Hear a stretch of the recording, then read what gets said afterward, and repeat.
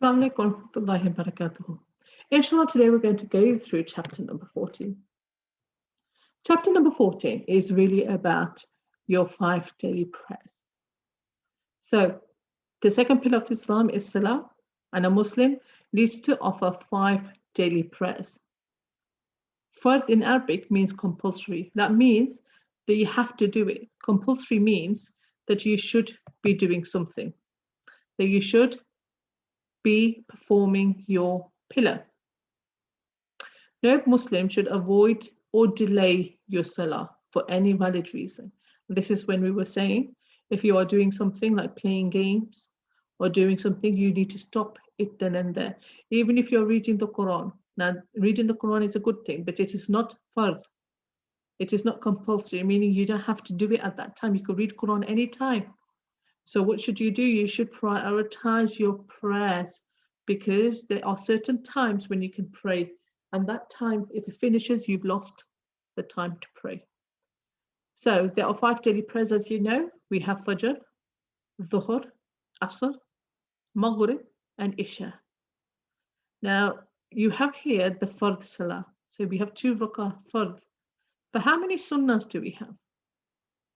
Can you remember how many sunnahs do you reread? There are 2 sunnahs. For Dhuhr, we have 4 sunnahs, which we can split into 2 and 2. Then we read a 4 fard rak'ah. Then we have 2 sunnah rak'ah. Now for the Asr, you have 4 fard rak'ah. Now the Prophet ﷺ occasionally prayed 4 sunnah, which some scholars say it is not based on an authentic hadith, it's weak hadith. And some scholars say that it's not really 4 sunnahs the Prophet ﷺ did very often. He did them sometimes. So the most authentic opinion is that you should be reading 4 rakats for Asr as fard. You don't need to do any sunnah for Asr. For Maghrib, we have 3 fard rakah, and then we have 2 sunnah. For Isha, we have 4 rakats of fard, followed by 2 sunnah. And if you want to read your witr with the Isha, you can, or you can delay it just before Fajr Salah and read them then. It's up to you. The witr should be 1, 3, or even 5, and it can be even more than that, but it should be in odd numbers. The least number of witr you should read is 1, and the most you can read is up to you, as long as it is an odd number. Okay, so it's not even, so it's not 2s, 4s, 6. It's odd. It's either 1, 3, or 5, and so on. When the time of any of these prayers start, you will hear the mu'addin, who is a person who calls the adhan in a masjid. A Muslim will begin to make wudu and get ready for salah. That doesn't mean that adhan finishes and you still sat there playing your games. You need to start getting ready when you hear the adhan. You have to face the qibla. Now, what is a qibla? The qibla is the direction in which you should face when praying. And what is that direction? That direction is to face the Kaaba, which is in Hajj. You know that cube, the Kaaba we see? That is the direction we should face, and that is called qibla. We need to make intention of the prayer that we are performing. So if you're making offering Dhuhr prayer, you should in your mind have, I am offering Dhuhr prayer. You should also have the intention, am I going to do my sunnahs or am I going to do my fard? And you cannot change your intention in the middle of your salah.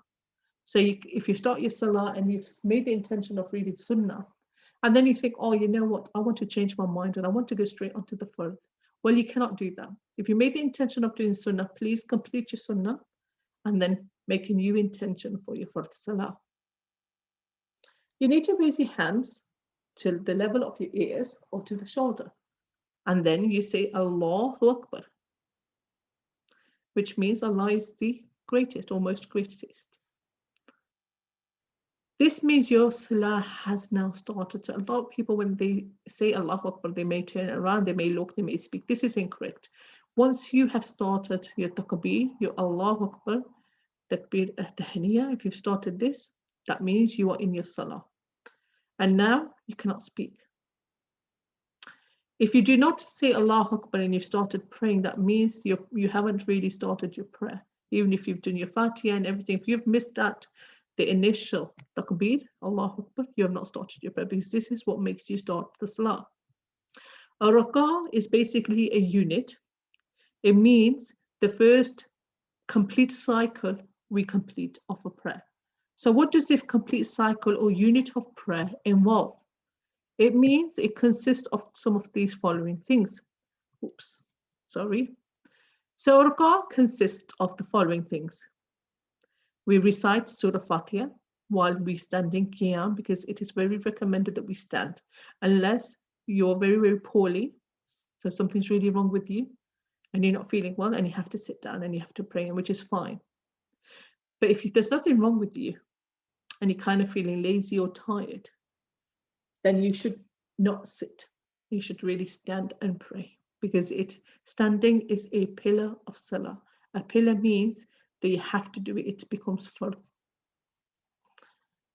unless you can't do it.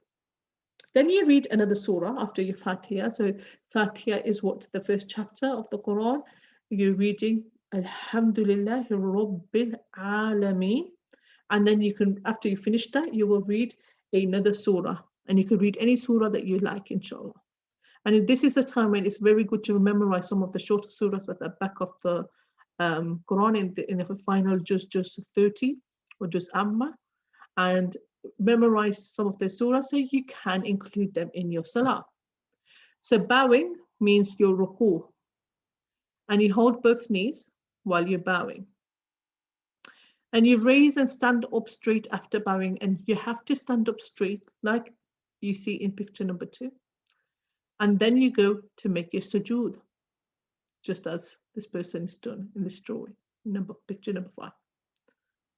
You make your sujood, your prostration. In English, we call it prostration. A prostration basically means sujood, and that means going down, putting your head on the ground and saying, Subhan Rabbiyala Ala. Saying, glory be to my Lord, who is the highest. And when we go into ruku, we say, Subhan Rabbiyala Azim. Subhan Rabbi Ya'ladin, which means, oh, glory be to my Lord, who is the greatest. Ya'ladin. Once you do your sujood, inshallah, you need to remember to put down your hands, forehead, nose, knees, toes on the ground. So you need to put all these down. So these are called the 7 limbs. You will learn in detail how each part of the rak'ah is done later. So inshallah, in the later chapters, you can look at the details. However, if you are interested in learning about the salah and want to do activities, and you want to practice reading your Fatiha or anything in the salah you don't know, please go on to our website or ask your parents, guardians, to check our website and download for you a salah pack, which basically goes through all the details, inshallah. Here you have to unscramble the names of prayer. So these words are mixed up. So what you need to do is unscramble them. So the first one, what does hib mug mean? It doesn't mean nothing. So what do we have to do? We have to try to put it in order. So unscramble means that these words are mixed up, and what we need to do is put them in the right order. The only one that's closest is this one. It's not a lot of changes we need to do for that one. So please look at these and write down the correct names of the salah. These are the names of prayer, but they're mixed up. So please put them in order. And please answer, what is the number of rakats that you pray in each of these salahs, in each of these prayers? Now, we're only talking about fard rakats here. Only fard, we're not talking about the sunnahs. Here you have a matching exercise. So you're going to match the name of the salah with the time of the day it's carried out or is done in. So let's look at Fajr. Is it done in the night?